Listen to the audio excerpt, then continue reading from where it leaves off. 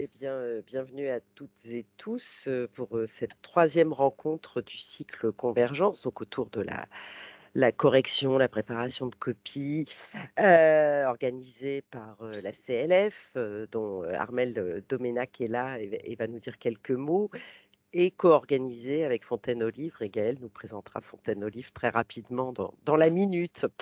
C'est la troisième rencontre autour de la non-fiction. L'an dernier, on avait fait la fiction. Cette année, on fait la non-fiction.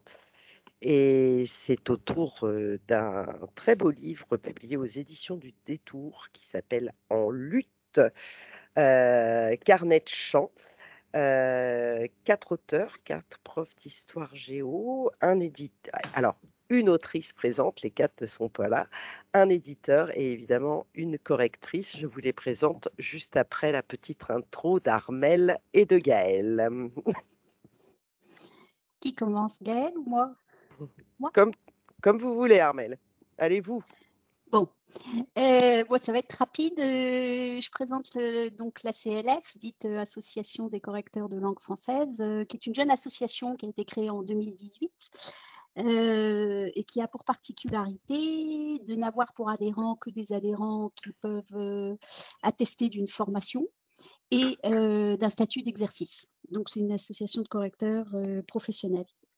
Voilà, cette association a en gros 4 objectifs: fédérer, promouvoir le métier, représenter la profession, former et informer. La rencontre de ce soir s'inscrit dans le cadre de la formation. Elle rencontre beaucoup de succès. On en est donc à la 6e et on a chaque fois entre 30 et 40 adhérents, sachant que l'association regroupe actuellement près de 160-170 adhérents qui se répartissent entre confirmés et débutants. Voilà, et ben, on est très heureux de conclure le cycle de rencontres en non-fiction ce soir. On verra si on fera un nouveau cycle l'année prochaine, on espère. Et on est très heureux que des intervenants nous emmènent dans les coulisses de leur métier. Voilà. Merci, Armel. Gaël. Merci, bah oui, moi j'espère aussi qu'on fera un nouveau cycle tellement c'est intéressant. Donc, du coup, donc moi je représente Fontaine aux Livres, qui est une association également dédiée aux professionnels du livre et de l'écrit, donc de façon plus large, puisqu'on a des correcteurs, mais aussi tous les professionnels du livre et de l'écrit en exercice ou en création de projet. Donc on accompagne les structures de l'idée au projet par le biais d'une mise en relation, de mise en réseau. Donc, on a toute une programmation dédiée aussi à tous ces professionnels. D'un espace de coworking avec 350 mètres carrés de locaux à Paris 11e, dédiés exclusivement au livre et à l'écrit. Et une activité de formation professionnelle, une formation continue.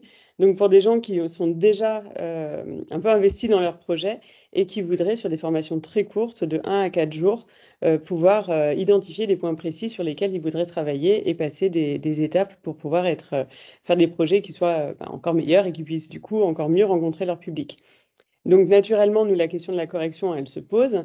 Et c'est pour ça qu'on est très content de ce programme avec la CLF qui vient justement mettre en valeur les correcteurs, mettre en valeur leur travail en lien avec les auteurs et les éditeurs. Un travail qui, on l'a dit souvent, mais qui est quand même souvent trop invisibilisé, qui est pourtant très intéressant parce que c'est quand même le correcteur qui aujourd'hui est le plus proche du texte. C'est lui qui connaît un peu à la virgule près l'essence d'un texte. Et du coup, on ne peut pas se faire l'économie dans la chaîne du livre de ce métier qui est indispensable. Donc voilà, donc on est ravis de cette rencontre et on vous souhaite, enfin je vous souhaite, mais du coup au nom de Fontaine au Livre, vraiment une belle soirée ce soir. Merci beaucoup, Gaëlle.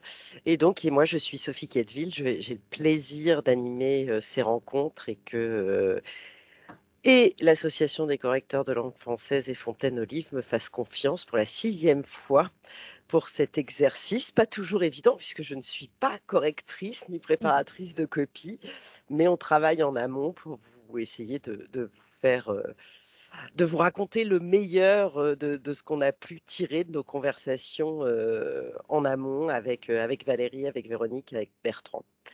Donc ce soir, je l'ai dit, En lutte, carnet de chants paru aux éditions du Détour. C'est 24 chants ayant marqué l'histoire des luttes.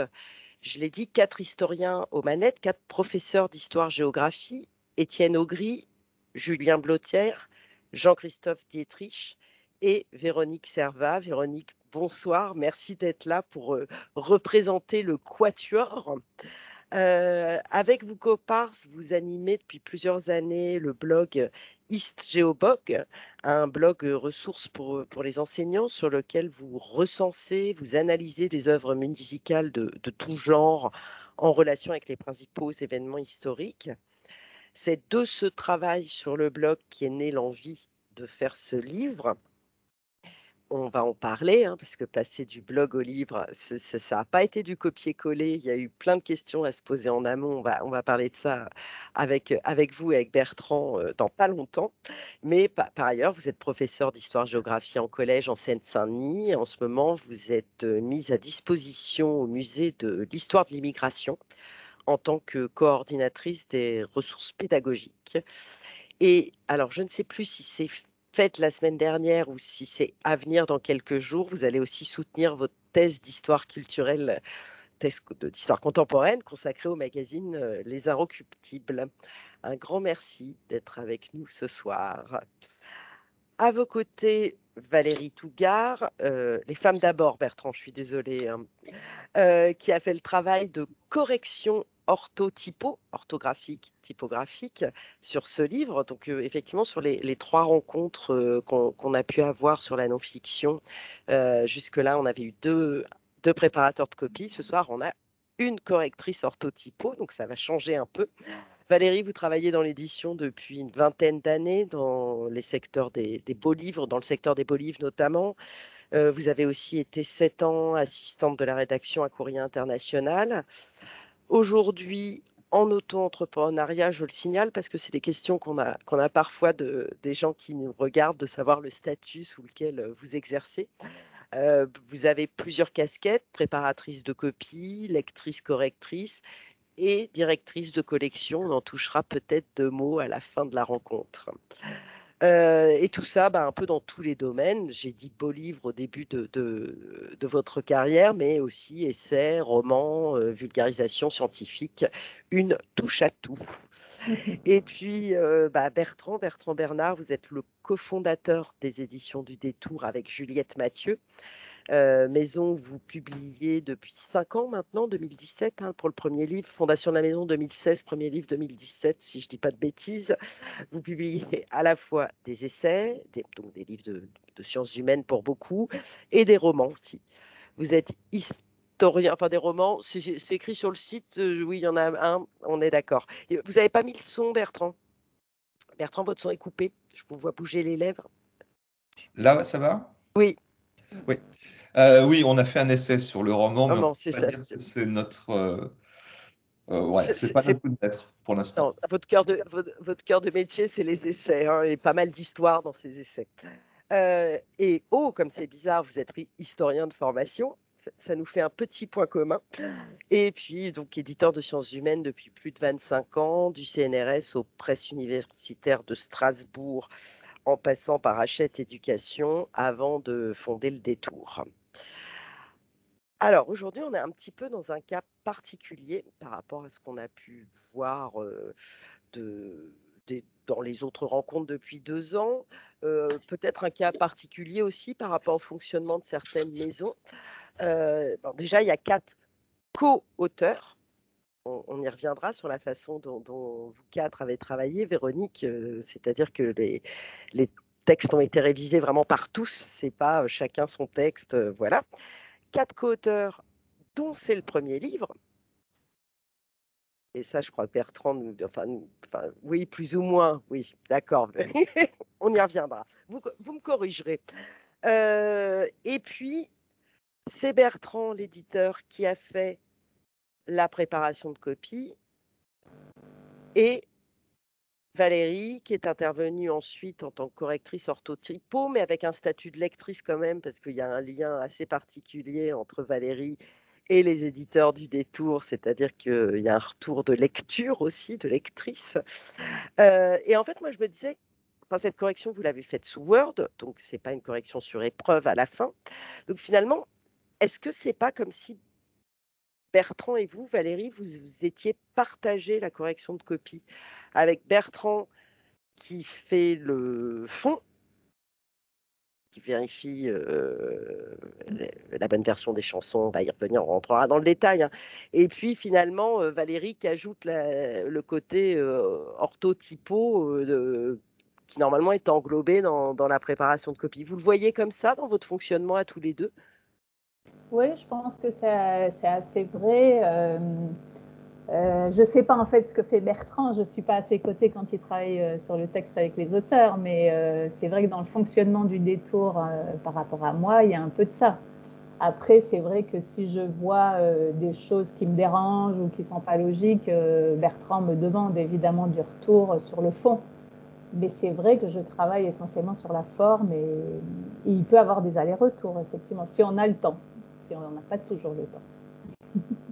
Bertrand, avant qu'on demande, enfin qu'on parle avec Véronique du travail des auteurs et puis justement de comment vous avez pensé le livre ensemble, pourquoi ce choix d'organisation de la prépa de copie et de la correction? C'est vrai qu'en général, il y a l'éditeur, un préparateur de copie, puis à la fin, éventuellement, un correcteur sur épreuve. Comment vous avez pensé cette division du travail sur le texte? Alors, c'est un choix qu'on a fait avec Juliette Mathieu, mon associée, depuis le début de la maison. C'est-à-dire que, en fait, on fait des sciences humaines, mais on fait des sciences humaines à destination du grand public, avec des projets qui ont très envie, la plupart du temps, de réfléchir à qu'est-ce que c'est écrire et à comment transmettre. Et d'ailleurs, en lutte, carnet de chant, c'est exactement ça, mais on pourrait parler de nos 16 promenades historiques dans Paris ou de voyages en Misarchie, qui sont à chaque fois des prototypes. On fait assez peu de livres par an, puisqu'on en publie une douzaine, et on a tenu dès le début à vraiment co-construire, mais Véronique va en parler, à vraiment co-construire les livres avec les auteurs. Et du coup, ça veut dire que le travail éditorial, c'est pas seulement un travail de commande et de vérifier le bon calibrage du projet, mais bien, ouais, je pense qu'on peut parler de co-construction. Et que, alors, c'est de plus en plus le cas, je pense, dans l'édition indépendante en sciences humaines, où du coup, le travail de l'éditeur, il n'est pas seulement de trouver le projet, mais de le bâtir et de le modifier en fonction de là où les auteurs ont envie d'aller, de là où nous, on a envie d'aller. Et du coup, il me semble que cet aspect du travail qui est la préparation de copie est difficile malgré, alors, je reviendrai tout à l'heure, toute la confiance qu'on peut avoir dans Valérie qui nous suit depuis le début, est difficile de sous-traiter. Je ne sais pas si je suis clair, mais... Oui, si. Enfin, il me semble. J'ai totalement oublié de dire aux gens qui nous écoutent qu'on va discuter pendant 1 heure 10 avec Valérie, Véronique et Bertrand. Et puis, je vais garder évidemment du temps à la fin pour vos questions. Vos questions se feront via le chat. Mais si, au fur et à mesure de la discussion, vous avez des questions à envoyer sur le chat, vous le faites.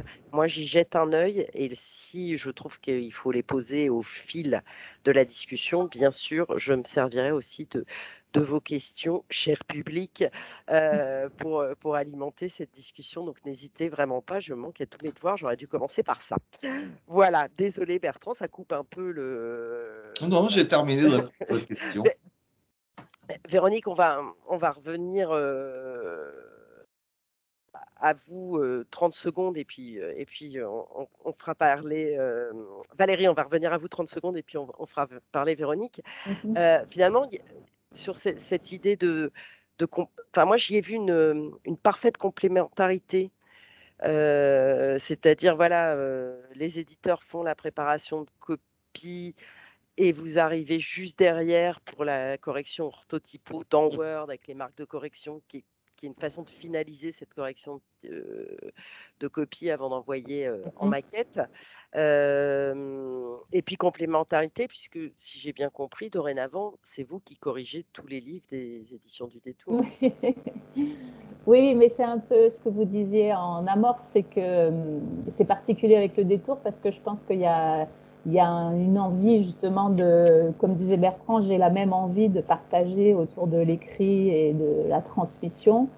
Et par ailleurs, quand même, au niveau historique et politique, les essais du détour correspondent complètement à mon opinion personnelle. Donc là, on rentre dans le personnel, mais du coup, ça joue dans les affinités et dans la vision professionnelle qu'on peut avoir d'un texte. C'est-à-dire que je peux travailler pour un éditeur ou un sujet qui ne me touche pas personnellement. Je ne vais pas intervenir, évidemment, de la même manière au niveau de la prépa. Que je peux intervenir avec le détour, puisque je sais qu'on est sur la même ligne éditoriale, j'allais dire, même si ce n'est pas mon rôle, mais c'est là où on se fait complètement confiance, c'est qu'on a à peu près, je pense, la même vision du message à transmettre, quoi. Merci. Et d'où, pardon, je conclus, d'où, je pense, le hasard, hein, je pense que ce n'est pas du tout calculé, mais le fait qu'aujourd'hui, je gère tous leurs bouquins, oui. Oui. Véronique, je l'ai dit, hein, 4 co-auteurs, le blog en amont.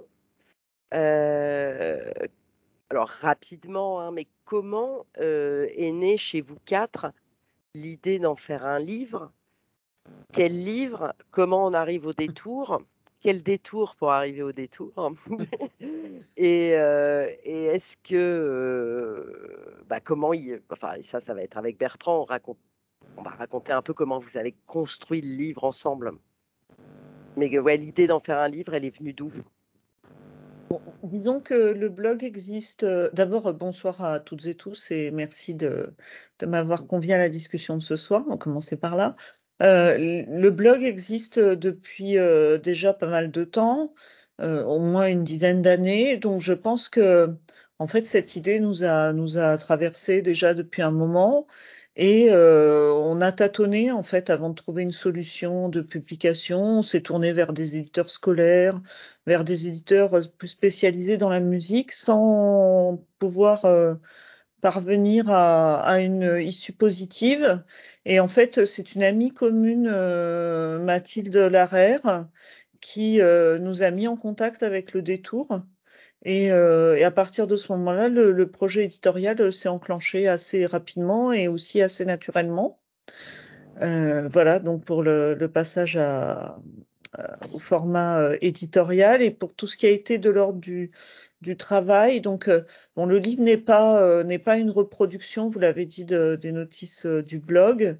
Il y a plusieurs différences. D'abord, c'est un format très rétréci, puisque le blog a plus de 400 notices, là, il y en a 24.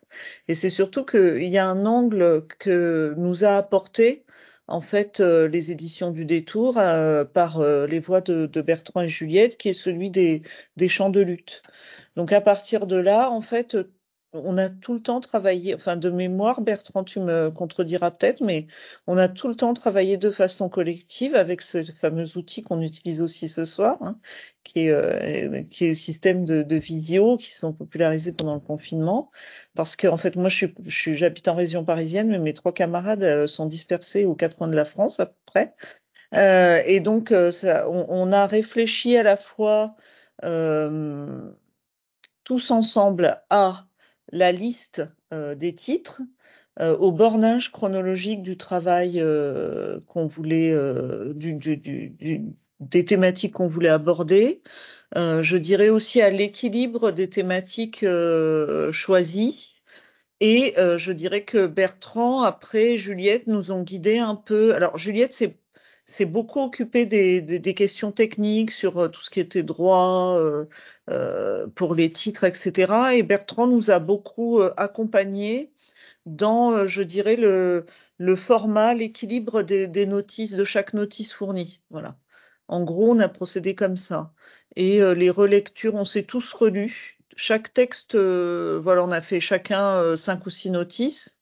Moi, étant en fin d'écriture de thèse, j'avoue que j'en ai fait une de moins que mes camarades parce que je l'avais oublié et c'est donc l'un d'entre eux qui l'a récupéré, mais peu importe. Et du coup, dès qu'une notice était terminée, avant de l'envoyer à Bertrand, elle passait sous le tamis des 3 autres auteurs.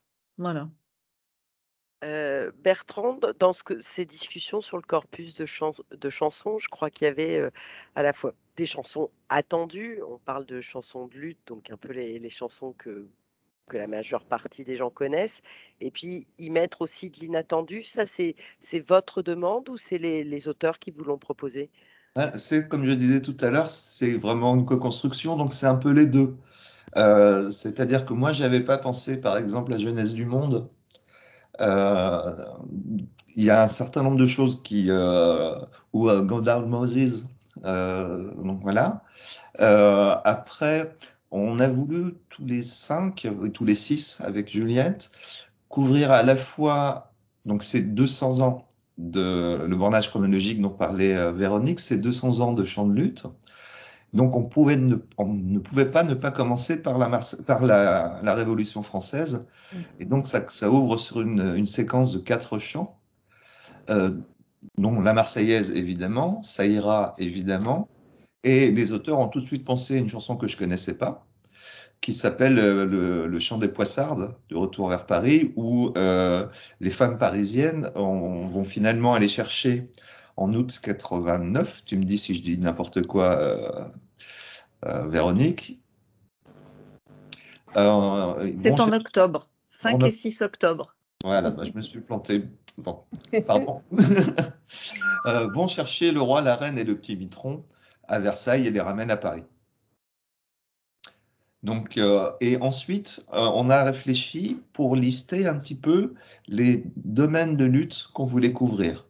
Donc, il y a effectivement les droits politiques avec la Révolution française, les droits sociaux avec ce long 19e qui englobe aussi bien le chant des canuts, euh, et on peut aller même d'ailleurs pour les droits sociaux jusqu'à la chanson des peines sardines. Donc ces grévistes femmes à Douarnenez au début des années 20. Avec la lutte pour les droits civiques, donc que ça soit Go Down Moses, un gospel du 19e siècle, jusqu'à Public Enemy, avec les chansons féministes aussi, donc l'hymne des femmes, et c'est la dernière chanson du volume, et ça c'est vraiment l'apport des auteurs d'aller jusque-là et de proposer Balance ton quoi d'Angèle. La lutte anticolonialiste, avec Saigon Pride et Bride, pardon, et quoi d'autre? LKJ, on est dans le post-colonialisme, mais je pense qu'on peut le mettre dans cette... Et altermondialiste avec Kenny Arcana, peut-être? Voilà, donc et puis effectivement, donc, le post-colonialisme et l'altermondialisme. Donc voilà, ça. Ça veut dire qu'il y a des chansons qui n'étaient pas sur le blog et qui sont arrivées dans le livre, justement, avec cette réflexion sur les luttes à traiter? Véronique? Oui, j'arrive. C'était le temps de remettre mon micro. Oui, oui. Oui, parce que en fait, en tirant le fil, en fait, on avait aussi peur même si on a repris certaines notices, de toute façon, on les a réécrites. Voilà.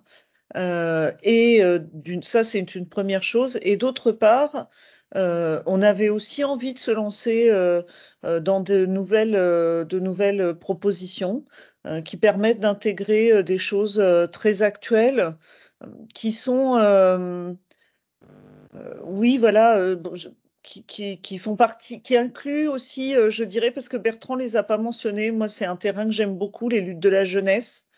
C'est pour ça on a jumelé Kenny Arcana et l'altermondialisme, Angèle et le féminisme, et puis les Berus et l'antifascisme, puisqu'il y a la chanson Porcherie qui est dans le carnet. Ouais. Avant qu'on revienne sur la façon dont vous avez déterminé aussi la forme de chacune des notices, on va dire notices pour chaque chanson, Valérie, vous savez à quel moment qu'il y a un livre sur ce sujet-là qui va vous arriver dans les semaines, mois qui viennent, dans les mains. Est-ce que d'abord, même si finalement on a bien compris qu'il y a une affinité élective entre les textes du détour et votre propre façon de penser ou militantisme, voilà. Mais est-ce que vous vous autorisez aussi à refuser un livre sur un sujet où vous ne vous sentiriez pas Bah, pour l'instant, chez le détour, non, il n'y a jamais eu. C'est pour ça aussi qu'on est à l'aise. En revanche, en tant qu'indépendante, surtout mes clients, ça a dû m'arriver une fois seulement quand même. Politiquement, de pas du tout pouvoir faire le travail. Donc, mais sinon, non, je refuse jamais un boulot. Hein. Il y a pas, surtout en correction, je veux dire. En prépa, c'est un peu autre chose. Mais en correction. Et à quel moment en amont, donc vous avez su que ce livre sur les carnets de chant, les chants de lutte, allait arriver dans vos mains avec, j'imagine, une idée de date? Oui, alors en général, ben là, par exemple, je sais ce qui va arriver au détour sur les 12 prochains mois. Donc, voilà, je connais à peu près leur planning sur l'année à venir. Après, on ajuste. Et en général, je sais aussi qu'en juillet, je bosse beaucoup pour eux, pour préparer la rentrée. Donc, je savais que c'était en juillet de cette année. Oui, tout à fait. Depuis au moins 6 mois. Je pense en même temps que les auteurs, en fait. Bertrand, oui, parce que le livre s'est fait vite. Hein. Enfin, entre le moment où... je ne sais pas ça, Bertrand. Le moment où vous avez topé là avec les auteurs et la publication, il n'y a pas eu 5 ans. Hein. Non, il n'y a pas eu 5 ans parce que d'abord, la maison n'a que 5 ans. Donc... en 2016, on n'a pas prévu déjà le planning de 2022. Ça s'est fait assez vite parce que d'abord, les auteurs étaient très rapidement enthousiasmés par le projet. C'est un collectif. Donc, sur le livre doit faire en tout 300 000 signes. On parlera peut-être un petit peu de la forme tout à l'heure. Donc, effectivement, 300 000 signes à 4, c'est pas exactement comme si on leur avait demandé une somme de 2000 pages à une seule personne. Et je crois que tout le monde était de bonne volonté et que tout s'est fait de façon extrêmement fluide, avec cette exception dont Véronique parlait tout à l'heure, c'est que Bella Ciao, qui est évidemment sur la liste, avait été oubliée, pour l'anecdote. Non, mais y compris par moi quand j'ai checké les chansons. Il y a une question de Franck dans le chat qui demande comment sont traitées les mélodies des dites chansons dans le livre. Véronique? Alors, je dirais que ça dépend un petit peu des cas de figure. Parfois, en fait, on peut les évoquer à même le texte. Je prends l'exemple de Linton Kwesi Johnson, qui a quand même un accompagnement qui est essentiellement à base de musique jamaïcaine, avec beaucoup de dub et un rythme lent. C'est le traitement, l'évocation de la mélodie, là, c'est l'occasion en fait de faire une plongée dans les musiques jamaïcaines et leur mutation et leur hybridation à la faveur de la traversée de l'Atlantique, la seconde pour ces musiques, en direction de l'Europe après les avoir traversées depuis l'Afrique vers les Caraïbes.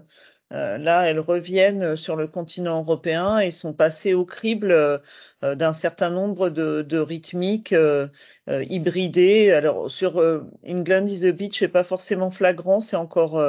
mais bon, on sait que les musiques jamaïcaines, en particulier en terre anglaise, ont très vite croisé les musiques punk rock, surtout au tournant des années 80. Voilà.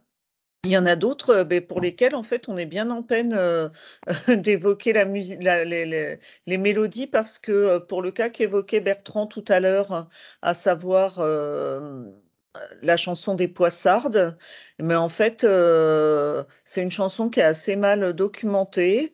Alors, on sait que ça correspond à un air, mais moi, je vous avoue que j'ai pas réussi à mettre la main dessus et j'ai demandé à plein de gens comment ça se chantait. Voilà, c'est assez mystérieux. Et puis, il y en a d'autres, C'est vrai que c'est difficile d'évoquer la musicalité d'une chanson dans un texte, mais je pense à la chanson de Craon, par exemple. On sait que c'est entonné sur une valse à 3 temps, assez lente. Donc voilà, c'est ce type d'indication qui permet de traiter les mélodies. On va peut-être parler effectivement de la forme. C'est-à-dire que il y avait les textes du blog, il était, je pense pour Juliette et Bertrand, pas question de les éditer tels quels. Le livre devait avoir sa propre âme et puis toucher effectivement pas tout à fait le même public, un public peut-être plus vaste. Le blog est plutôt destiné aux enseignants. Là, je pense que Bertrand, vous vouliez en faire quelque chose d'encore plus, peut-être un peu moins pédagogue et plus vulgarisateur. Je ne sais pas si j'utilise, Valérie me dira si j'utilise les bons verbes, c'est elle la, la spécialiste. Et comment vous avez décidé de la forme? Et je crois que c'est Véronique qui a fait le premier test, la première notice, qui a un peu servi de canevas, de modèle pour les 23 autres.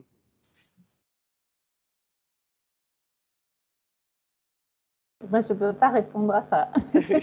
Non, c'est Bertrand, c'est à Bertrand et Véronique, évidemment. Et puis après, on arrive sur vous, Valérie. Oui, en fait, donc on est donc au bout de plusieurs semaines de discussion, quand même, on est arrivé sur une forme où on avait décidé donc de mettre les paroles en ouverture de ces 24 chapitres, de mettre les paroles des chants, parce que c'est quand même ce que les auteurs analysent puis contextualisent. Donc, le texte des chansons, une explication en fait de l'apparition de la chanson, de ces modes de diffusion et de leur postérité. Et ensuite, on est arrivé, parce que les auteurs avaient plein de choses à dire et que le format donné était quand même relativement court, à cette idée. Et là, du coup, Valérie m'a beaucoup aidé quand je lui ai envoyé le texte. On avait décidé de mettre des encarts qui étaient soit sur les créateurs de la chanson, les chanteurs, des points un peu particuliers. Bah, par exemple, pour la chanson d'Angèle, où elle parle dans la chanson du rap, je ne sais plus quel est l'auteur de la notice sur Angèle, il a tenu absolument, Jean-Christophe. voilà, Jean-Christophe Diedrich, il a absolument tenu à parler, je crois que c'est d'ailleurs sur une suggestion de Véronique, de parler du rap et des femmes. Et donc, ça veut dire qu'on a des encarts assez disparates dans leur fond, avec le même traitement, malgré tout, graphique en termes de maquette. Et là, Valérie m'a dit plusieurs fois, mais là, c'est redondant, parce que, par exemple, il y a 2 chansons de quelqu'un dont je viens d'oublier le nom, de Montéus, au début du XXe siècle. Et comme les 2 chansons n'ont pas été faites par la même personne, les encarts doublonnaient un petit peu. Et ça, j'avoue que comme je n'ai pas fait la prépa de copie chronologiquement, puisque les chansons m'arrivaient une par une, c'est finalement Valérie qui, elle, a eu des blocs plus gros, qui m'a tout de suite dit, attention, là, j'ai l'impression qu'il y a un doublon. Oui, parce qu'en fait, Valérie, elle fait la correction orthotypo, mais elle voit tout. Donc, s'il y a des répétitions, des redondances, s'il manque des sources, vous le signalez quand même, Valérie. Mais c'est ça qui est intéressant, c'est-à-dire que Bertrand et Juliette, ils sont dans le flow, voilà, ils gèrent les auteurs, surtout quand il y en a plusieurs, j'imagine que ça complexifie la chose, mais ils sont dans l'action, j'allais dire, ils sont dans le feu, bon, souvent avec des délais qui stressent un peu derrière. Donc c'est vrai que cette vision d'ensemble, simplement de répétition, et ça me paraît normal, ils n'ont pas eu le temps de l'avoir. Je pense qu'ils n'ont pas le temps de l'avoir souvent. Mais c'est vrai que moi, je trouve que ça fait partie aussi du correcteur, du boulot de correcteur, ça. Hein, c'est d'avoir en fait, d'être un énième lecteur et d'avoir un recul un peu, un esprit, une vision critique un petit peu, quoi. Ouais. Bertrand, Véronique, il y a eu combien d'allers-retours entre éditeur et auteur, donc sur la préparation de copies, avant que le texte arrive dans les mains de Valérie? Ouais, Difficile à dire, ça dépend des chansons. Et puis en plus, ce que disait Véronique, c'est que la totalité des auteurs ont tout relu avant de me l'envoyer. Ce qui fait que moi, j'ai fait une prépa de copie où j'avais 5 questions à poser par chanson aux auteurs, ou quelque chose comme ça. Avec parfois juste des problèmes de forme, des choses que j'ai pas compris, ou alors des choses où je trouvais que les formulations étaient parfois un petit peu, comment dire, un petit peu rudes, parce que malgré tout, on aime bien ces gens-là, si on a choisi leur chanson. Alors, je crois qu'il y a eu des arrivées récentes. Pour les derniers arrivés, merci de couper vos caméras et vos micros parce que sinon on ne voit plus les intervenants à l'écran. Voilà. Merci beaucoup. Désolée Bertrand, hein, j'ai l'impression de faire un peu speakerine entre deux là-dessus, mais voilà. Véronique, ces questions-là de l'éditeur, pour vous, en tant qu'auteur, c'était évidemment, j'imagine, enrichissant. Est-ce qu'il y a des choses qui vous ont surprise? Parce que je disais que c'était presque votre premier livre à chacun. Surprise, oui et non. En fait, la surprise, elle a été surtout le côté totalement agréable de l'élaboration du livre, quoi. Parce voilà, ça a été agréable pour nous, auteurs, de se retrouver dans ce travail collaboratif. Parce que malgré tout, le blog aujourd'hui, il est essentiellement alimenté par Julien et voilà, c'était l'occasion de retrouver un petit peu notre collectif. Et en fait, on a retrouvé ce ton, ces lectures bienveillantes et ces conseils toujours formulés avec énormément d'attention, de précaution et de précision de la part de Juliette et Bertrand. Et en fait, on a eu l'impression de traverser quelque chose d'extrêmement plaisant, stimulant et qui permettait à chaque fois de faire progresser nos écrits vers quelque chose de mieux, de plus précis, de plus ciblé, etc., etc. Donc c'était une expérience voilà, extrêmement positive, quoi. Et puis, bah, évidemment, ça a encore progressé avec l'arrivée du texte dans les mains de Valérie. Valérie, il y a Anne-Sophie qui pose exactement la question qu'il est temps de poser. 4 auteurs qui se sont tous relus, échangent avec l'éditeur qui a fait la prépa de copie. Quelle quantité de corrections il reste quand ça arrive dans vos mains? En l'occurrence, il y en avait pas mal parce qu'au niveau typographique, les chansons, c'est casse-pied. Et souvent, les gens ne connaissent pas les règles. De toute façon, la typographie, souvent, ça n'intéresse pas les gens tout court. Donc, c'est quand même assez rébarbatif. Et donc, j'ai eu beaucoup de corrections sur la typo des chansons, ouais. Mais voilà, c'est tout. Hein. Sur le fond, il n'y a pas eu, à part les répétitions de temps en temps, mais il n'y a pas eu grand-chose, effectivement. Ouais. Oui, la typo. Et puis, alors, je ne sais pas si c'est un défaut d'historien, et là je parle pour moi, hein, pas pour vous Véronique, je me souviens de mes jeunes années, on a tendance à mettre un peu des majuscules partout, donc vous m'avez envoyé un exemple de texte corrigé où il y avait des majuscules à roi partout, des majuscules à jacobin, et je ne sais pas si c'est récurrent avec les historiens ou pas, mais effectivement, je crois que vous avez fait un gros travail sur les capitales ou les endroits où il n'en fallait pas. Oui, oui, alors ça, bon, c'est vrai que c'est les capitales, c'est ce que j'appelle des anglicismes, c'est-à-dire que tout ce qui est titre aujourd'hui en français, le président, le directeur, le roi, tout le monde se met à mettre des capitales partout alors qu'il n'y a pas lieu en français. Bon, voilà, ça c'est des erreurs très, très visibles, très souvent, très récurrentes chez n'importe quel auteur.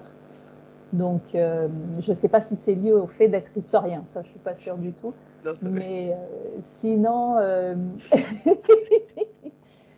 sinon, pour en revenir à la typo des chansons, donc la particularité, c'est que une chanson, c'est comme un poème, un titre de poème, donc il ne faut pas de capitale au substantif. Donc, il faut tout en minuscule, il ne faut pas d'italique. Donc, j'ai épuré dans ce sens. Et là, il y avait en plus la particularité donc, des hymnes, dont la Marseillaise et l'Internationale, qui portent capital, puisqu'elles sont donc des chansons historiques qui sont passées dans le domaine de l'hymne. Et très souvent, ils sont même en italique. Et donc là, ça complexifiait la chose au niveau de tout du bouquin. Et j'ai un peu pris le parti de laisser, pas en italique, donc comme les autres chansons, de tout mettre entre guillemets, seulement, Rome, mais j'ai mis la capitale, la Marseillaise, Internationale, etc. Bon, et déjà, voilà, c'était déjà Oui, parce qu'en fait, c'est 4-7. ça, un nom de chanson, normalement, il est pas en italique, mais Ouais. entre guillemets. C'est Ouais. le nom de l'album qui est pas entre guillemets, mais en Exactement. italique, hein, si j'ai bien révisé mon code typo. Et par Et qui contre, porte capital aussi, le nom d'album. les hymnes, eux, normalement, se traitent comme un titre d'album, donc italique et pas guillemets. Et effectivement, là, on retrouve la Marseillaise et l'Internationale, entre guillemets. Ça a été une discussion avec Bertrand, ça, parce que j'en ai aussi parlé à Bertrand quand on s'est un peu appelé pour préparer. Et Bertrand me dit, ah, mais moi, je l'assume totalement, ça aussi. Hein. Oui, non, c'est une discussion qu'on a eue à la toute fin. Oui. Parce que, en fait, comme tu disais, Valérie, les gens ne connaissent pas la typographie. Et du coup, ça donnait l'impression d'être fautif alors que c'était juste. Et donc, Exactement. le choix qu'on avait fait avec Valérie, c'était. Elle m'avait très soigneusement tout corrigé. Et on a fait le choix finalement, on trouvait ça cohérent d'être fautif. Et j'assume, moi, personnellement, je ne sais pas si Valérie assume, mais en tout cas, elle a accepté que son nom soit dans les crédits. Voilà. Je ne sais pas ce que tu en penses, Valérie, mais ça me semblait plus clair, en fait. Et tu Oui, semblais... non, mais j'abonde complètement, et d'autant que c'est un livre très graphique, pour le coup. On n'est pas dans un dico, on n'est pas dans un essai historique, on est dans un bouquin grand public très graphique, avec des dessins, avec de la typo, et donc j'allais pas m'entêter à dire ah non, il faut mon ital là, voilà, c'était ridicule, quoi. C'est déjà, on le sait très bien, si on a plusieurs codes typo à la maison, de toute façon, sur certains cas particuliers, les codes typo ne sont pas d'accord entre eux.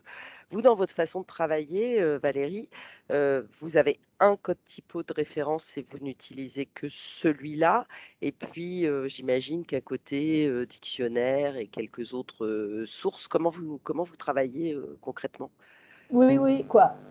Après, voilà, tout s'adapte, mais ma première base de travail, c'est la typo, les règles typo. Là, je l'avais sorti pour vous. Je ne sais pas si vous voyez à la caméra. Donc, c'est les règles typo de l'Imprimerie nationale. C'est un bouquin c'est un outil qui existe depuis je ne sais pas combien d'années. Tout le monde utilise ça comme base. Après, il y a les dico, effectivement. Tout ce qui est terminologie très, très moderne, là, ça devient compliqué. Donc là, je m'inspire pas mal du Monde, le journal Le Monde, sur toutes les terminologies modernes. Je trouve que leurs correcteurs sont très bons. Voilà, c'est un peu... Et puis après, je discute avec l'éditeur hein, ou avec les auteurs. Oui, parce que là, je me disais, en lisant les 3 dernières chansons les plus contemporaines, où on était dans des sujets effectivement beaucoup plus modernes, etc., je me disais, ah bah oui, là, effectivement, on avait parlé du site du Monde, et je me suis dit que c'était peut-être là que vous en étiez un peu servi par rapport à MeToo, toutes ces terminologies-là. Ouais. Ouais. Alors après, il y a pas mal de dictionnaires en ligne qui sont mis à jour tous les ans, qui sont gratuits d'accès et qui commencent à avoir tous ces termes informatiques, militants, etc. Donc, ça commence à être facile d'accès quand même. En tant que correcteur, ma question va peut-être être naïve, surtout qu'en plus j'ai un public de correcteurs, donc ne me jetez pas des tomates, mais vous avez tous conscience que il y a une façon de fonctionner des maisons d'édition qui vont prendre des libertés avec cette convention qu'est le code typographique. Et vous, effectivement, votre travail de tête chercheuse de l'erreur typo, qui demande une rigueur extrême, et puis que parfois, finalement, cette chose que vous avez vue, dans cette rigueur extrême, elle va être refusée par l'éditeur pour des questions soit de convention interne à la maison, soit à la maison d'édition, soit pour des questions, là on l'a dit, de ne pas avoir l'air fautif vis-à-vis du lecteur. Et puis après, on va arriver sur un dernier cas, parfois aussi sur des questions d'esthétique. Oui, alors moi, j'ai aucune formation en correction, je n'ai aucune formation académique. J'ai appris tout sur le terrain depuis plus de 20 ans. Ce qu'on m'a toujours dit, tous mes employeurs différents m'ont toujours dit, il y a une règle première, c'est l'uniformisation. C'est-à-dire que dans un bouquin, et dans l'idéal même dans une collection, il faut toujours la même logique. Donc si le bouquin, je ne sais pas, je prends ce fameux souci du mot événement ou événement. Il y a eu toujours des discussions pendant des années là-dessus. Si tout le bouquin est écrit événement, pour moi, il n'y a pas de problème. Vous voyez ce que je veux dire? Donc, voilà, ma discussion, elle s'arrête là. Mais il ne faut pas alterner les styles, les époques, les genres. Non, ça, ce n'est pas possible. C'est tout. Pour moi, c'est ça la règle sur laquelle je n'arrive pas à déroger. Je parlais de choix esthétique, Bertrand. Il y a effectivement, chaque chapitre démarre par le titre de la chanson et les paroles de la chanson. Et notamment pour les refrains, ou certains couplets qui pourraient être dits 2 fois, il y a le mot bis, et normalement le mot bis est en italique. Enfin, Véronique les avait tous bien mis en italique. Et puis finalement, Valérie, pardon. Oui, les 2 V, là, je savais que je ferais c'était obligé qu'à un moment ou à un autre, j'intervertisse vos 2 prénoms. Mesdames, je suis confuse. Donc Valérie les avait mis en italique. Et puis finalement, la maquette et l'esthétique veut que les paroles soient elles-mêmes en italique. Donc j'imagine, Valérie, là vous allez me contredire ou pas, que dans ce cas-là, le bis aurait dû passer en romain. Et non.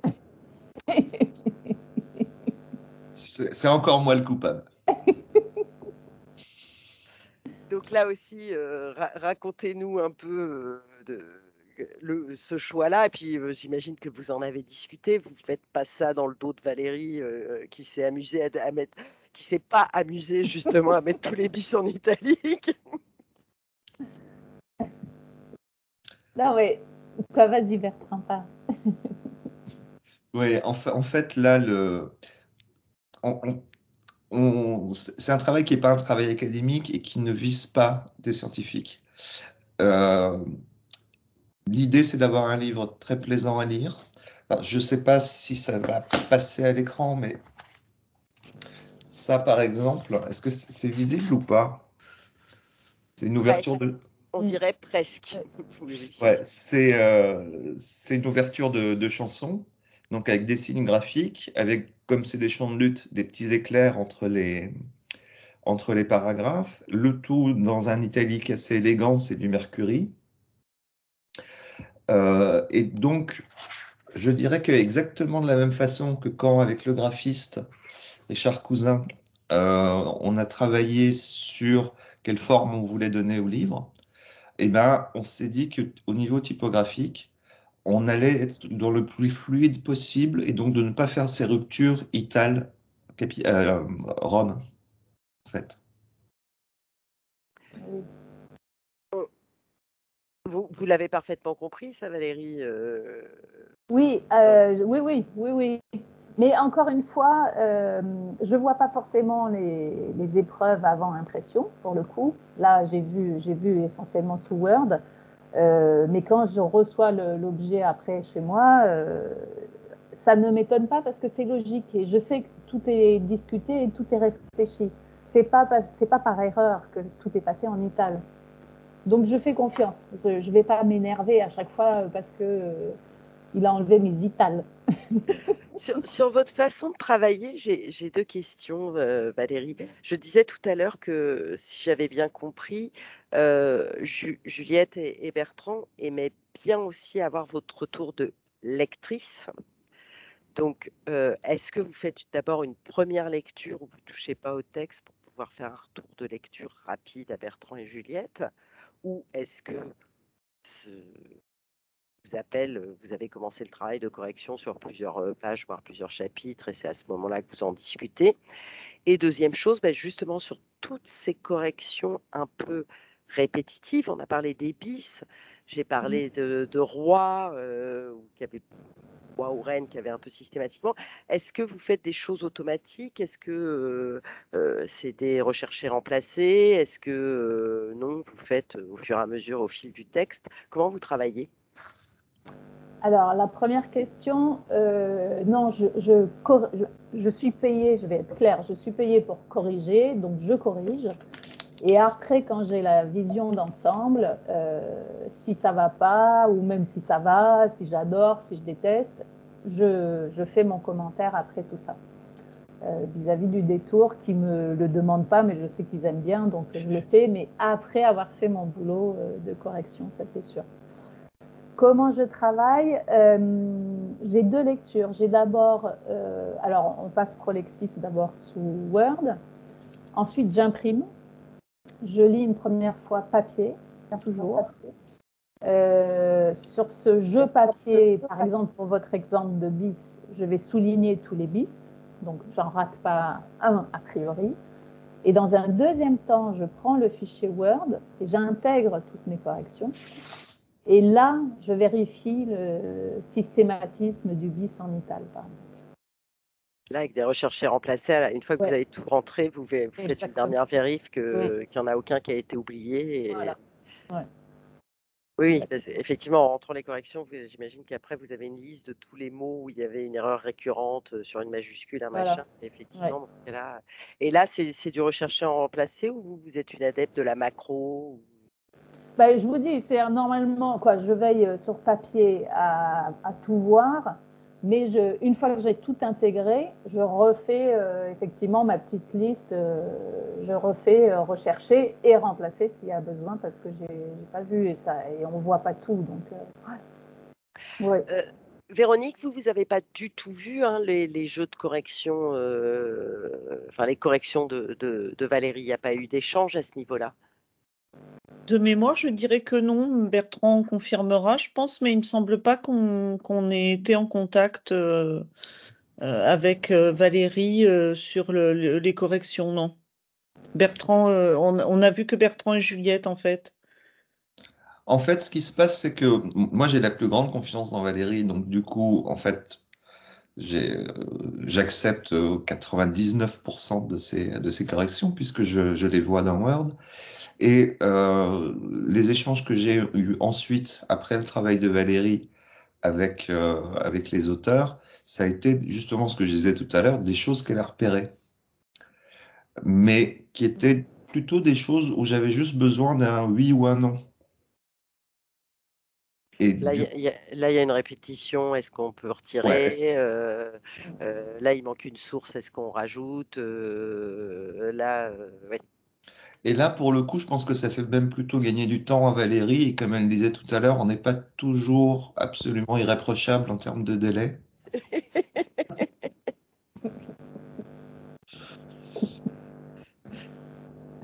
Mais d'où aussi l'importance de travailler de ce travail au long cours.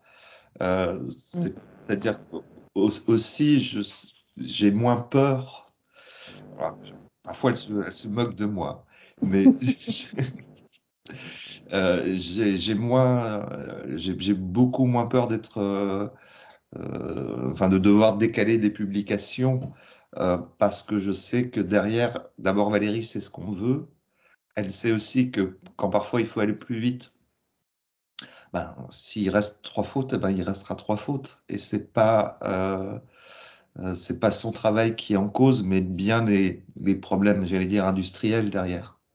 Avec ce problème que tous les correcteurs qui nous écoutent ont de façon récurrente, c'est que vous êtes quand même les derniers de la chaîne. Donc vous mangez le retard de tous les autres acteurs. Je crois que ça n'avait pas encore été dit une seule fois. On s'y rencontre. Merci Bertrand de le dire de façon aussi claire. Non, non, mais c'est vrai, c'est dégueulasse, mais Valérie, ça arrive que vous ayez justement un peu de frustration en vous disant non mais là c'est court, j'ai le sentiment que ça va être un peu rapide et que je risque de laisser passer des choses. Ça m'est arrivé avec le détour, il y a eu l'exemple de Didier Lestrade, là. J'ai oublié le titre, Bertrand. YouPorn. Donc, Didier Lestrade, qui est l'ancien créateur, je crois, d'Act Up Paris. Quoi, en tout cas, un militant homo qui a sorti un bouquin au détour il y a 1 an sur sa immense culture, voilà, I Love Porn. Sa culture, son érudition dans le film porno homo, mais de façon très intéressante, très cultivée. Mais du coup, avec plein de titres de films porno, plein d'acteurs de films porno, ce qui n'est pas du tout ma spécialité. Et Bertrand avait assez fait confiance à Didier là-dessus, sur ses sources. Et il y avait pas mal d'erreurs. Donc, mais là, dans ce cas-là, ça revient à faire de la préparation de copie. C'est-à-dire que là, vous agitez le chiffon rouge et vous dites à Bertrand et Juliette, et les gars, il me faut un peu plus de temps, il me faut une rallonge, il y a encore un peu de boulot de prépa de copie à finir. Ouais, et puis tu me l'as donné, Bertrand, quoi. En tout cas, je suis arrivée à faire ce que je voulais faire, en tout cas. Ouais, évidemment, là, quand elle a appuyé sur le klaxon en disant attention, vous m'envoyez un truc qui n'est pas fini, évidemment, tout c'était. J'ai regardé 5 pages où elle avait trouvé 4 erreurs par page. Je me suis dit non, c'est évident. Et sur des noms propres, quoi, sur des noms d'acteurs, et donc c'était vraiment gênant, ouais. Mais je crois que c'est le seul exemple, hein, en 5 ans, au détour, en tout cas, c'est vraiment le seul exemple. Là, dans Lutte, Carnet de chant, je crois que sur les noms propres, il n'y avait pas de problème. Vous avez juste repéré, Valérie, qu'il manquait souvent les prénoms des personnages cités, en tout cas que ce n'était pas uniforme. Et donc, voilà, c'est toujours ce souci d'uniformisation. C'est-à-dire que dans un texte, parfois, il y avait un prénom, des fois, il n'y en avait pas. Donc ça, pareil, moi, je tique en disant, ben non, si sur même juste une entrée sur une chanson, il faut au moins que ça tienne la route au niveau logique, quoi. Oui. Véronique, vous avez conscience qu'il y avait tous ces... à quel point derrière, il y avait des discussions sur, j'allais dire du détail, mais ça en est pas. Enfin, le travail que font les préparateurs de copie, puis les correcteurs sont loin d'être du détail. Mais finalement, tout ce boulot de code typo,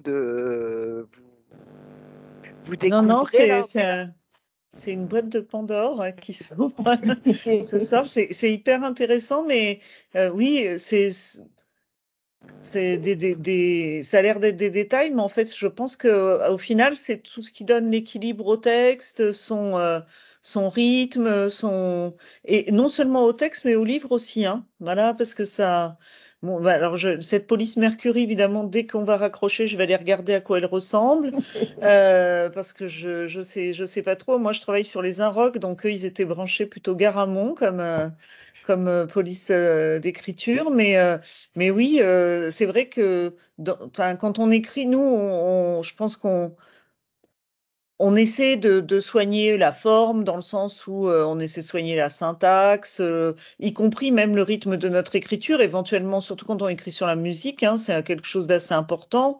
Mais bon, alors nous on a un auteur qui est bilingue, donc tout ce qui était des majuscules sur les titres en anglais, machin. Moi j'ai eu le même problème avec ma thèse, donc il m'a aussi d'ailleurs un peu coaché là-dessus sur le fait qu'il faut mettre des majuscules partout sur les titres en anglais et que bon voilà, ce genre de truc. Mais non, c'est vrai que on l'a dit au départ, hein, la correction c'est sans doute un travail très invisible. Malheureusement, mais voilà, je suis contente aussi de la discussion de ce soir. Ça m'aide aussi à mesurer en fait ce que ça représente, quoi. Et c'est très intéressant. Donc merci Valérie au passage. Et un merci appuyé parce que oui, c'est sans doute une bonification ultime et conséquente de notre travail.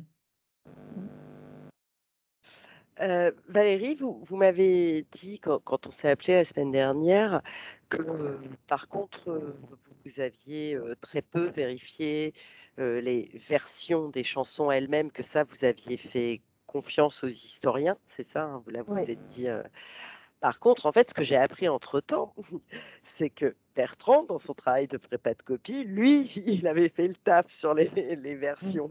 Bertrand, il y a eu quelques cas comme ça qu'on pu, alors certains, évidemment, les plus connus, la Marseillaise, je pense qu'il n'y a pas trop de questions à se poser, mais il y a eu quelques cas où des questions se sont posées.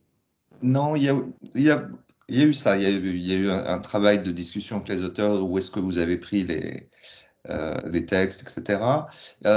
Par exemple, il y a un exemple qui est assez intéressant et amusant. C'est pour la chanson Porcherie des Berruriers Noirs, où on a tous en tête la version live Oui. qui se termine par la jeunesse envers le Front National ad libidum à la fin.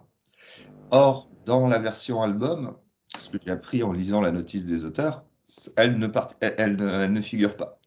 Et donc là, par exemple, on a eu une discussion de savoir si est-ce que on mettait la version que tout le monde connaissait avec la jeunesse envers le Front National à la fin, ou c'est finalement le choix qu'on a fait collectivement. On a mis un paragraphe très rapidement dans la notice qui explique que qu'un lecteur naïf au sens qui découvre aurait pu être aurait pu s'interroger sur l'absence de ça. Après, il y a tout le problème, mais là, Véronique en parlera sans doute beaucoup mieux que moi, de ces chants qui sont des chants qui n'ont pas été figés tout de suite et dont plusieurs versions circulent.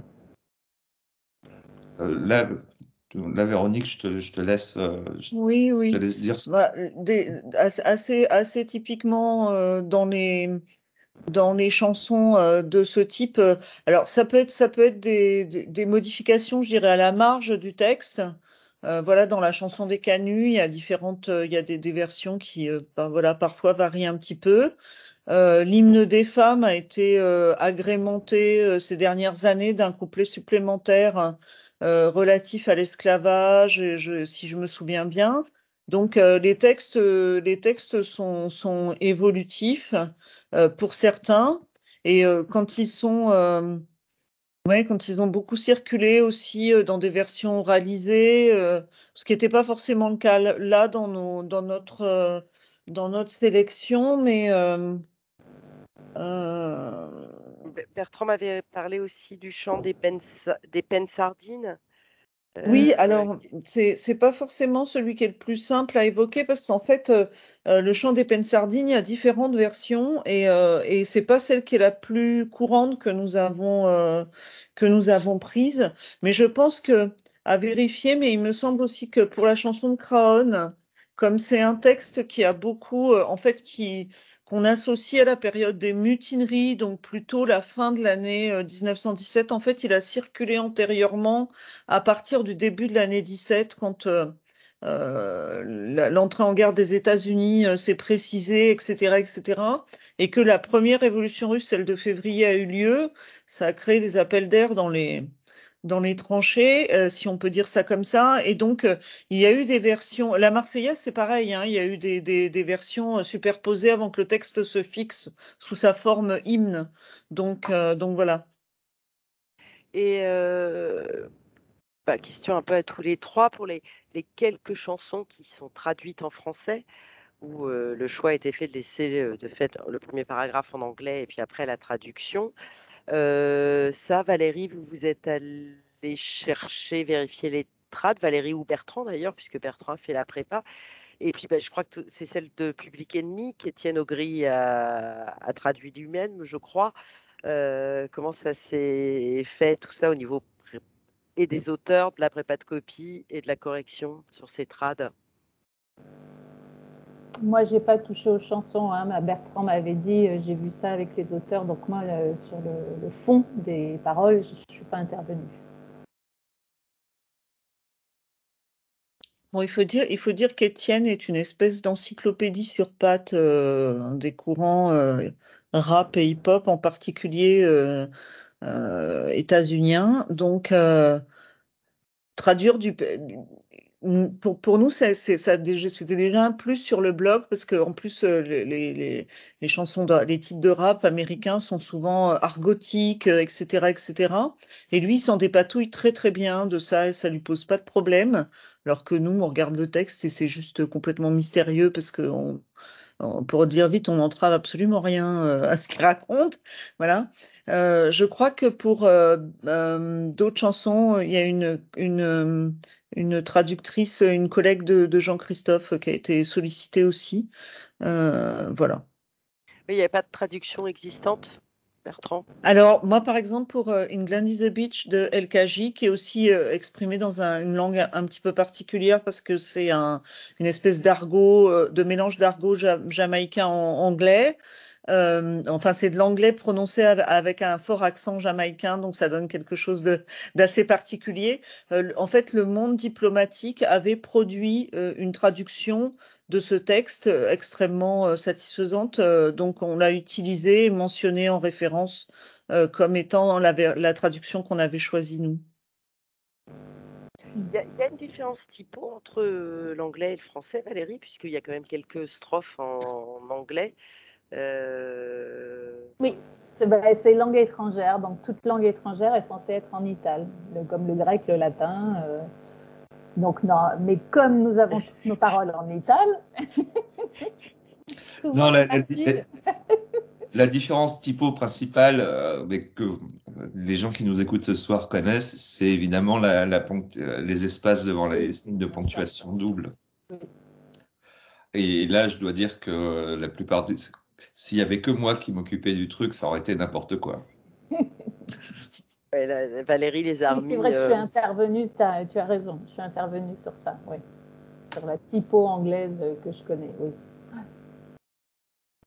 Je regarde l'heure quand même qui doit passer 19h13. Est-ce que vous avez des questions dans le public pour Valérie, Bertrand, Véronique?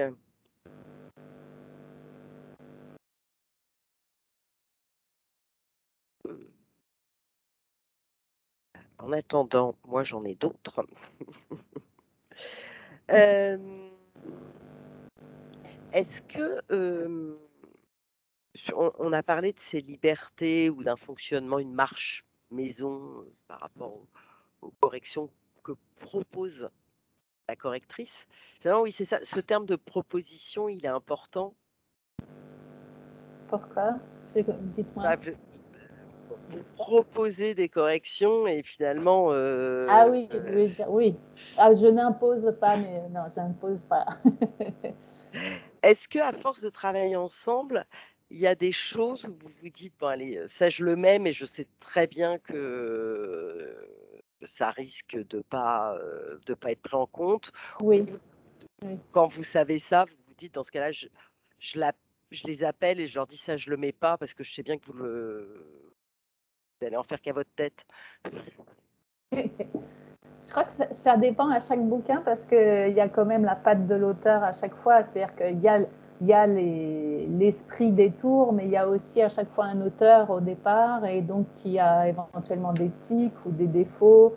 Donc à chaque fois, c'est jamais la même chose en fait. La langue française, elle est tellement diverse que je peux pas vous dire bah oui, je sais que le détour ils aiment pas ça ou ils aiment pas. Il y a pas non, j'ai pas ça en esprit quoi. Moi, c'est drôle, il y a une des chansons qui est la fameuse chanson, alors je vais pas le départ des Poissardes de Paris à Versailles, si je me trompe pas sur le titre exact de la chanson. Je crois que je le tiens et j'ai même pas mes trucs sous le nez. C'est une chanson qui a l'air, enfin, qui est très orale. Donc des lettres, il y a des apostrophes. Donc c'est vrai que moi, je me suis beaucoup posé la question de savoir. Là, c'est une question plus pour le côté historien des intervenants, de savoir si la chanson a été transcrite à l'écrit de façon concomitante avec ces poissardes montant sur Versailles. Et puis, justement, vous, en tant que correctrice, cette oralité-là qui est très présente, est-ce qu'elle vous a perturbé ou comme vous le disiez tout à l'heure, finalement, les paroles des chansons, vous n'y avez pas touché Puis je crois que quand même sur le terme poissarde, vous l'avez mis entre guillemets et on va peut-être expliquer pourquoi. Donc oui, il y a encore 3 questions dans une seule, je sais, je suis noire.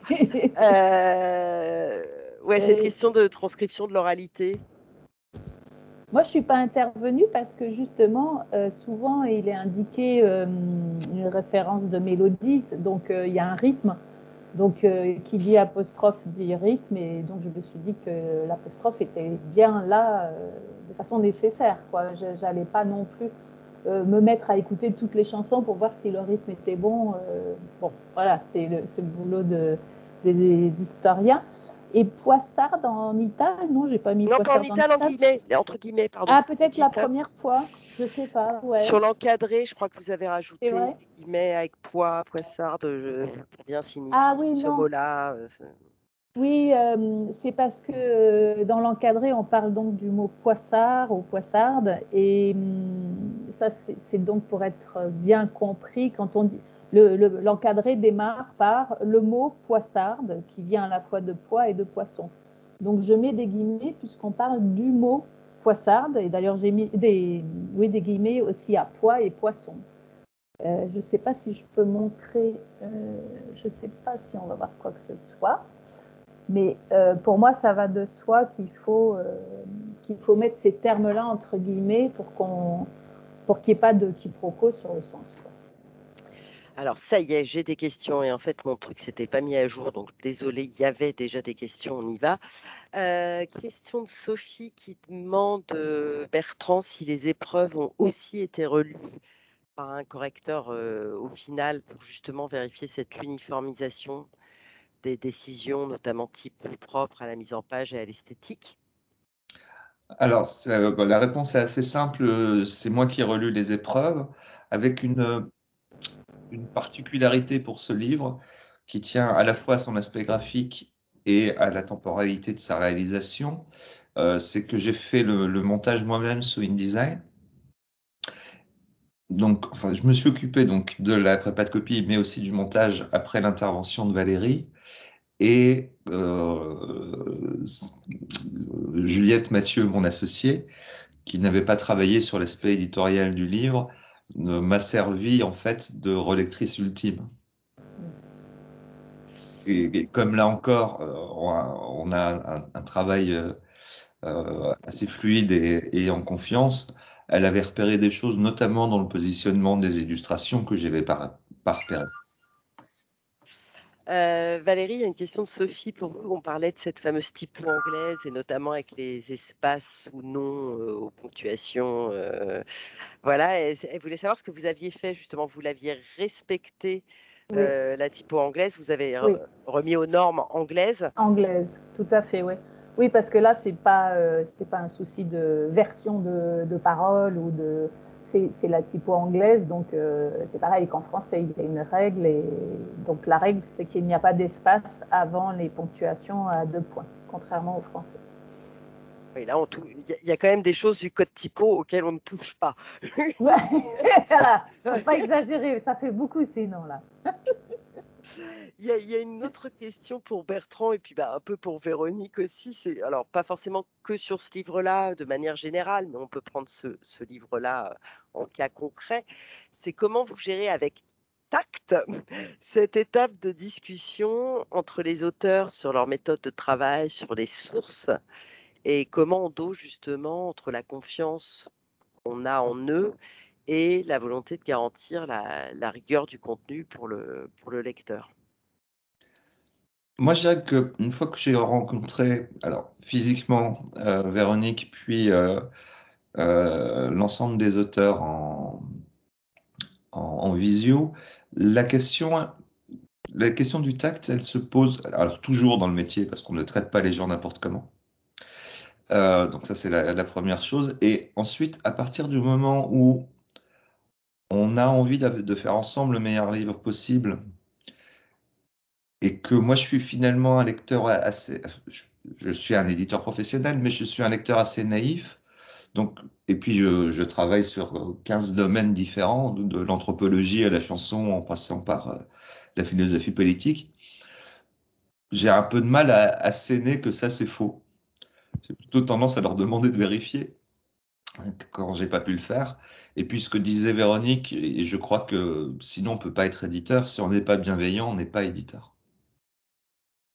Après, je sais pas comment Véronique, tu en as déjà parlé un petit peu tout à l'heure, mais l'éditeur qui renvoie le truc complètement barré en disant hors sujet, c'est nul, il publie rien, quoi. Oui, alors, enfin, je pense aussi peut-être que nous, on a apporté aussi la garantie quelque part d'avoir une méthodologie de travail à l'appui du blog, en fait. Parce que sur l'IGEObox, quand une notice de chanson est faite, au terme de cette notice, on mentionne quelques indications bibliographiques, des sources que nous avons utilisées, quels articles de revue ont été consultés, ce genre de choses. Donc, il y a quelque part, on a aussi fourni pour chaque, comment dire, pour chaque chanson traitée, une ou deux références clés qui ont alimenté notre approche du texte et qui peuvent aussi permettre aux gens qui lisent le livre, qui sont intéressés par la période en question, voilà, qui peuvent leur permettre d'aller poursuivre leurs investigations. Mais effectivement, après, enfin, ce qu'a dit Bertrand est tout à fait juste, hein. Voilà, nous, on s'est relus pour vérifier qu'on n'avait pas de doute sur ce qui était dit aussi du point de vue historique, hein. Pour le coup, il n'y avait pas que de la relecture sur la clarté du raisonnement, de la présentation, ou justement le niveau de langage qui soit pas trop professoral et assez accessible. Tout ça, c'est des débats qui ont traversé nos échanges, en fait, hein. Alors, merci beaucoup, Véronique et Bertrand. Le mot confiance est quand même revenu beaucoup, il me semble, ce soir, et échange. Et c'est effectivement ça, le travail sur un texte, c'est un travail collectif. Enfin, le fait de faire un livre, c'est un travail collectif. Il y a Sophie qui aime bien mettre, je pense que c'est plus pour Bertrand d'ailleurs, enfin, c'est une question à Valérie, mais qui aime bien mettre Bertrand face à ses contradictions, qui c'est Sophie qui avait posé la question par rapport aux espaces dans la typo anglaise et qui dit bah oui, bien sûr, c'est logique, mais en même temps, cette fois-là, il n'y a pas eu de questionnement par rapport à la faute apparente pour le lecteur. Euh, si on prend la décision, par exemple, de mettre la Marseillaise entre guillemets, non pas en italique, alors qu'elle devrait l'être pour pas que ça passe pour une faute apparente pour le lecteur. Là, pour le coup, on fait confiance au lecteur sur le fait qu'il sache que en typo en anglais, il n'y a pas d'espace. Oui, c'est ça. Mais c'est une contradiction qui est... Charmante. Voilà. Charmante. Valérie, qu'est-ce que tu en penses? Ça me fait sourire parce que je pense que ça ne gêne pas la lecture et c'est ça le principal. Voilà, c'est tout. Alors après, il y a évidemment rien de plus désagréable que d'être lu par un correcteur professionnel. Enfin, je veux dire, une fois que le livre est publié. Non, mais moi, j'adore la question de Sophie qui s'excuse maintenant, qui dit oh désolé, je crois qu'elle a, Non, elle non, nous a non, tout- c'est- je crois qu'elle a mis le doigt Ah oui. sur ce qu'on est en train d'expliquer depuis 1 heure et demie, c'est qu'en fait il n'y a, il y a pas un résultat unique euh, qui existe. Tout ça est une fonction Mais surtout sur de de la décision. typographie, je veux dire, les fautes d'orthographe, évidemment, ça fait mal, c'est insupportable, mais la typographie ou les guillemets, les itals, bon, je trouve que je travaille, évidemment, je leur casse les pieds là-dessus, mais je trouve qu'il y a une marge de manœuvre qui dessert pas la langue et le message transmis, donc voilà. Vous disiez au tout début, Valérie, que finalement, vous n'aviez pas fait de formation, on va dire de formation officielle Mhm. de correctrice, mais en fait, vous avez été formée par les éditeurs, préparateurs de copies et correcteurs des maisons d'édition dans lesquelles vous avez démarré il y a un peu plus de 20 ans. Ouais. Donc, en fait, vous avez été formée. Oui, Mais c'est parce que je ne sais pas, les gens qui nous écoutent, je ne sais pas, je sais qu'ils sont actuellement en formation, mais je ne sais pas si c'est des gens, parce que maintenant il y a des masters d'édition, ils sont peut-être passés par là, et moi pas, c'est ça que je voulais dire au départ. Mais oui, bien sûr que j'ai appris, c'est en faisant qu'on apprend, et beaucoup avec l'écriture, oui, depuis le temps. Je jette toujours un œil, il me reste 4 minutes.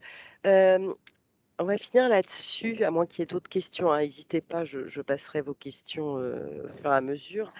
Sur le fait que vous aviez une autre casquette au détour, c'est-à-dire que vous êtes devenue directrice de collection pour la réédition, pour l'instant réédition, je ne sais pas s'il y aura des inédits, mais des ouvrages de Maurice Rachfust.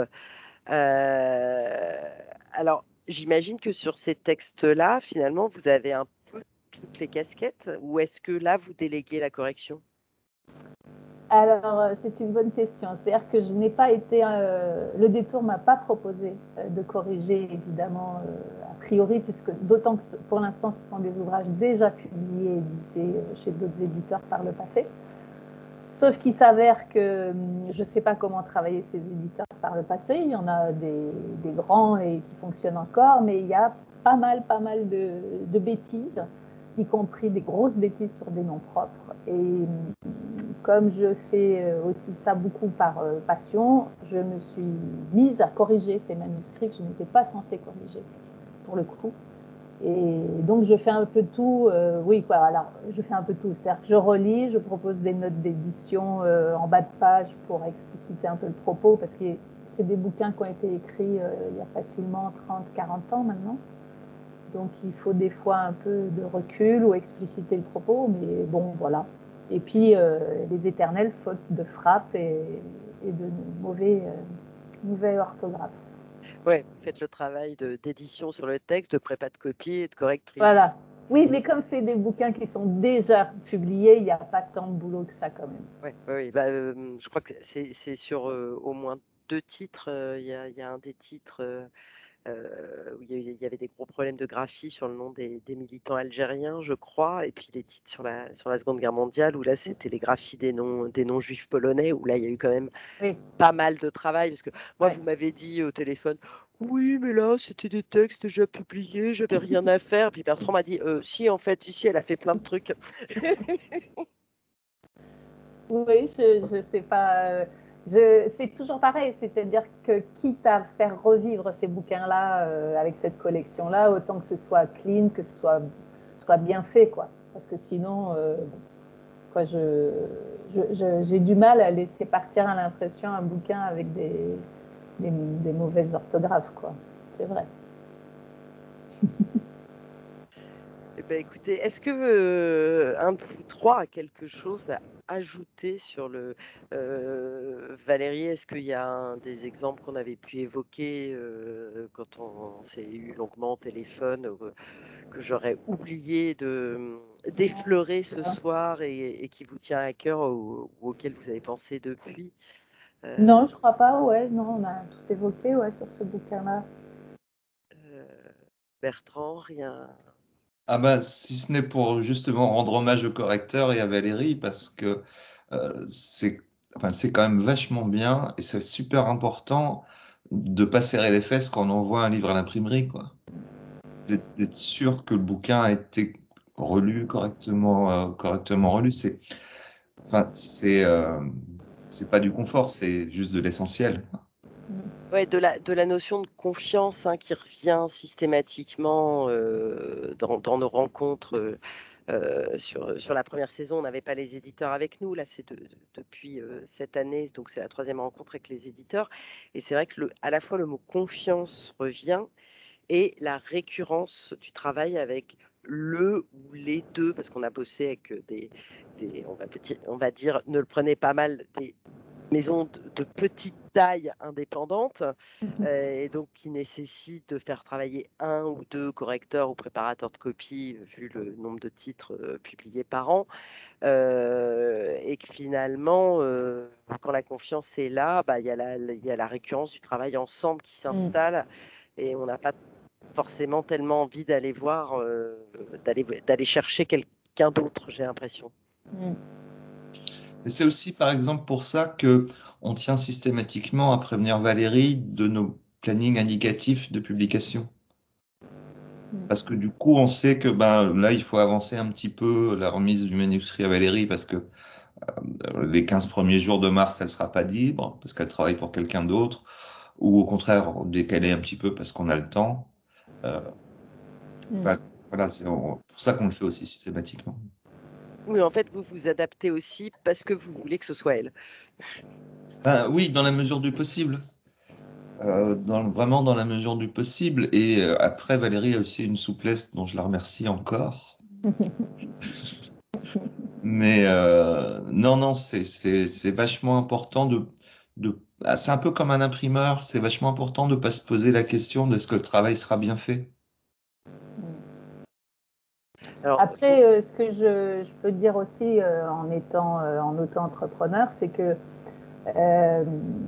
j'ai 5-6 clients différents, on va dire, et un chat.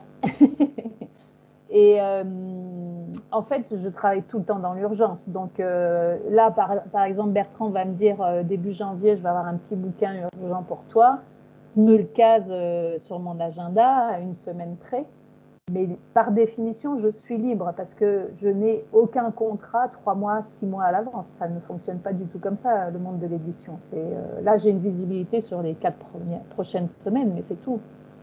Donc, je suis tout le temps dans l'urgence, quoi. C'est toujours comme ça. Et puis, histoire quand même de rassurer, puisque dans le public, il y a des correcteurs qui sont confirmés, qui travaillent depuis longtemps, et puis il y a j'imagine, des jeunes gens qui démarrent. Rassurez-vous, je crois que la rencontre entre le détour et Valérie s'est fait par le plus simple, enfin la plus simple, pas application, mais c'est un site, c'est sur LinkedIn. Ouais. C'est ça, c'est Juliette C'est qui ça. vous a repéré sur LinkedIn. Ouais. Et je crois que c'est parce que je suis donc à Bordeaux et que Juliette s'installait à Bordeaux. Je crois que c'est le seul argument qu'elle est. Je crois que c'est Bertrand qui m'a appelé. Je ne sais plus l'un ou l'autre qui m'a appelé. En fait, ce qui s'est passé, c'est que le tout premier livre du détour n'a pas été corrigé par Valérie et que le résultat avait été tout à fait conforme à nos attentes en termes de qualité, mais pas de la relation humaine derrière. Et donc, je suis tombé sur le profil de Valérie et j'ai dit à Juliette, elle est à Bordeaux, va prendre un café avec elle pour voir si ça... C'est ça. Je lui ai proposé d'aller prendre un café avec... Je n'ai pas d'ordre à donner à Juliette, j'ai proposé à Juliette de prendre un café avec Valérie et puis dis-moi ce que tu en penses. Et elle est venue chez moi. Et donc, elle a vu ma maison et je pense que, du coup, elle a vu qui j'étais, quoi. Je pense que ça a participé. Donc, rangez bien vos maisons. Les éditeurs arrivent. Voilà. Sophie demande si vous travaillez avec des clients autres que des éditeurs. Bonne question. Associations, journaux, j'ai fait, alors c'est très rare. J'ai eu, il y a un an, qu'est-ce que c'était? Pardon, j'ai un trou. Enfin bon, c'était une association d'experts comptables à Bordeaux qui faisait des rapports de fin d'année. Voilà. Et là, grâce à Juliette, j'ai un beau livre d'un photographe bordelais magnifique qui fait à son compte. Le livre de Sébastien Saint-Deux? Oui. Voilà. Le monde est très petit. D'accord. Et je fais également là pour un cabinet de conseil bordelais qui fait un gros bouquin pour un gros client et qui va le publier aussi sans éditeur. Mais ça fait 7 ans que je suis à mon compte, c'est les 3 seules expériences de non-éditeur. Merci beaucoup. Véronique, envie de faire un autre livre après celui-là? Est-ce qu'il peut y avoir Je vois que Carnet. Bertrand se marre parce que c'est un peu une blague qu'on fait depuis la sortie du carnet de chant. En fait, on a présenté le livre à Blois et naît l'idée de faire un livre de chansons de droite. Bon. Mais vraisemblablement, on puiserait beaucoup dans le répertoire de Michel Sardou. Mais si on veut pencher encore plus à droite, il y a aussi ce fameux Jean-Pax Meffray qui est un spécialiste des chansons de la nostalgérie voilà.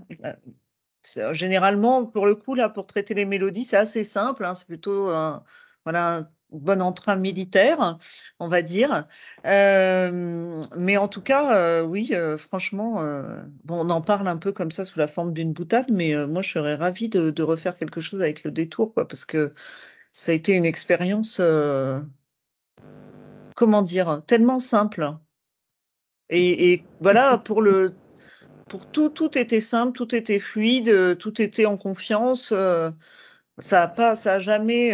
Alors que bon, moi j'étais quand même dans une période de la rédaction du livre qui n'était pas franchement tout à fait bonne en termes de timing, vous voyez. Et ça a pas pesé quoi. Ça ne m'a pas pesé de le faire à côté. Oui, les relations humaines, c'est vraiment fondamental. La confiance et le respect, voilà, de la parole donnée, de ce sur quoi on s'est engagé, et voilà. Et aussi la facilité de l'échange, quoi, la disponibilité de l'autre. Voilà, et là d'avoir en plus finalement découvert encore une partie des coulisses et le travail de Valérie ce soir, j'imagine, renforce la confiance totale dans le travail avec vos éditeurs. Si on peut éviter de bosser avec Bolloré.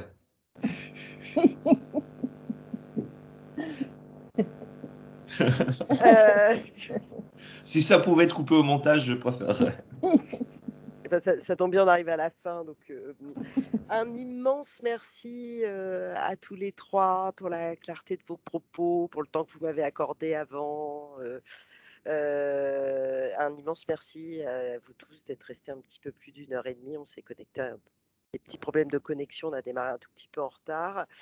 Et puis, un peu désolée d'avoir parfois fait un peu 3 questions en une. Je ne l'ai pas dit avant pour ne pas vous inquiéter, mais en fait, j'ai la grippe et donc j'ai plus de cerveau aujourd'hui. Donc, ça a été un peu laborieux à préparer aujourd'hui. Je ne savais pas ce qu'allait donner la rencontre. Donc, je suis assez ravie d'être arrivée au bout en faisant semblant que tout allait parfaitement bien. Merci encore pour l'invitation, en tout cas. Merci beaucoup. Merci beaucoup. Merci, bravo, c'était super intéressant. Merci à la CLF et à Fontaine aux Livres. Gaëlle, est-ce que je te redonne le mot de la fin ou Armel, comme vous voulez, ou on coupe merci Gaëlle pour le petit mot. Merci, oui, avec plaisir. Déjà pour vous remercier également, tous les 3, tous les 4, avec Sophie qui a animé cette table ronde avec une grippe, mais avec vraiment une main de maître, parce que du coup c'était vraiment intéressant. Et je pense que ça donnait un éclairage complémentaire de ce qu'on a vécu les 2 dernières séances. Donc du coup c'était voilà une autre relation encore auteur, éditeur, correcteur. Alors j'ai tout mis au masculin, mais voilà, on se comprend. Mais du coup, voilà. Donc, on disait tout à l'heure que c'était un nouveau cycle pour cette année. Ça donne envie aussi de continuer d'approfondir ces questions qui sont vraiment passionnantes et qu'on pose peut-être pas forcément assez. Justement, parce que c'est vraiment la finesse aussi de l'écriture, de l'échange. On a beaucoup parlé de confiance, hein, mais surtout parce qu'en fait, on parle d'un objet commun et d'un sujet commun, et que c'est vrai que on sent en fait dans vos propos aussi à quel point il faut de la complicité pour pouvoir avancer sur ces sujets-là. Donc voilà, donc merci vraiment à vous tous, et puis aussi merci du coup à la CLF, je ne sais pas si Armel est là, pour aussi toute l'organisation qu'il y a derrière. Si je suis là, j'avais envie de dire à Sophie que si on repart pour un tour, ce serait bien de repartir avec un traducteur. J'en parle régulièrement, donc moi ça me. Oui. Ouais. Ça serait pas mal. Ouais, voilà. Ouais. Une autre complexité. Ouais. En fait, on pense plutôt à une table ronde avec des traducteurs. Oui. traducteur et le préparateur de copie sur la traduction. Sur la révision de traduction. Ouais. Bah, alors, moi, j'adore l'idée. Moi aussi. Je suis archi pour. Bon, bah, ça veut dire qu'on a des projets pour l'année prochaine. Voilà, sinon, alors juste pour dire un petit mot de la fin un peu pratico-pratique, du coup, donc merci à tous. Sachez que les 3 rencontres vont être mises en ligne sur la chaîne YouTube de Fontaine aux Livres. On vous enverra le lien de façon à ce que vous puissiez les voir. On n'avait pas mis les rencontres au fur et à mesure. Elles seront les 3 disponibles à la fin. Donc, ça vous permettra de réviser s'il y avait des passages que vous aviez loupés ou de les partager à d'autres personnes qui pourraient être intéressées, des correcteurs par exemple. N'oublie pas de couper le passage que Bertrand voudrait qu'il soit coupé à la fin. En tout cas, merci à tous. Merci infiniment Sophie. Merci infiniment la CLF. Et merci infiniment Valérie, Bertrand et Véronique. Et quel bonheur, je vois dans les commentaires qu'il y a Mathieu Croc qui est là. Et Mathieu Croc, c'était un de nos intervenants d'une précédente table ronde. Ça veut dire qu'en plus, les préparateurs de copies, correcteurs, correctrices s'écoutent entre eux. Et moi, je trouve ça vachement beau. Bonne soirée à tous. Merci. Au revoir. Au revoir. Au revoir.